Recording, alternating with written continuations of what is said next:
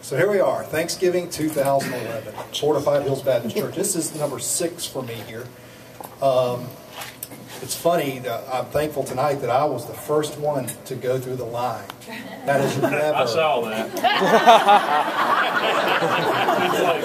Oh, goodness. It was 50% right. It was dessert plate doesn't count. I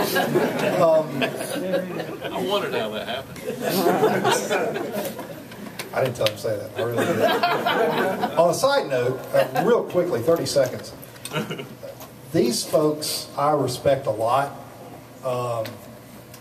For 10 years at Roswell Street, I was a member of a quartet with the Reverend Nelson Price. You remember him? Where every day with Jesus is sweeter than the day before. Amen. And I would be on Come Alive, on 11 Live, and singing and just having fun.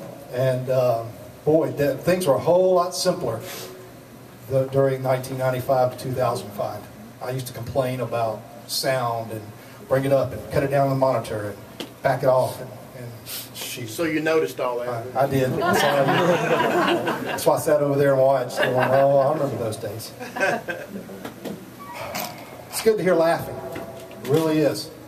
This year hasn't provided a whole lot of laughing for me. Don't let the cue cards scare you. They're just to keep me straight.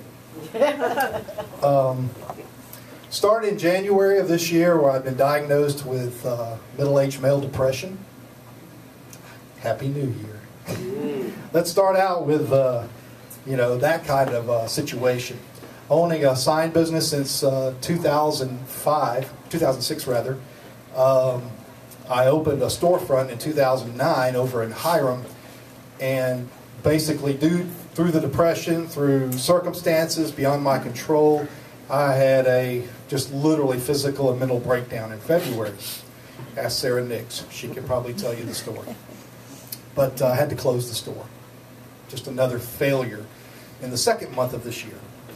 In March, I'd entrusted a lot of things to an employee, an independent contractor employee to me, who stole over $1,500 of my money during a time that I really needed the money. And this year, we all need the money.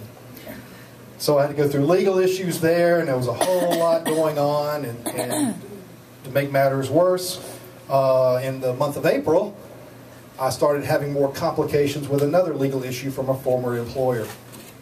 So now I'm in Superior Court, I'm in Magistrate Court, I'm suing, I'm being sued. It's been a heck of 4 months at that point. In May, I was called by an employer within my field who is a very strong business within the trade show industry, who wanted me to come to work for them. Flew me to Maryland, which I thought was going to be, man, this is it. This is the answer. I'm going to be able to go to a company and start all over again, only to find out that they changed their mind. They're just not going to spend the money right now. The economy's not doing what it needed to do. Going into the summer, things just exponentially started going out of control. Just legal, family, just every little circumstance, every little thing that would happen would just be huge on my mind. Compiled with the depression, it just made life a whole lot worse. And in August, I'd had enough. That was it. August 17th, 9 o'clock, I said, that's it, God. You know what? You're speaking loud and clear, I guess. You're telling me that I just don't need to be here. It's time to punch my clock. So about 50, 60, 70 pain pills and a bottle of Deer Park water, I sat there and said, that's it. God, if you're going to do something with me, you better talk to me right now. Right now. You know what I heard? Nothing. Just like right now. It's just silence. Silence is a good thing. Silence, when you're trying to go to sleep, silence is a good thing. Unless you've got a snoring spouse. Silence can be a very good thing when you're praying. You want to have that time with God with no silence. But by gosh, when you want to hear God, you don't want to hear silence. But that's all I heard. And I took the pills, and I cried myself to sleep.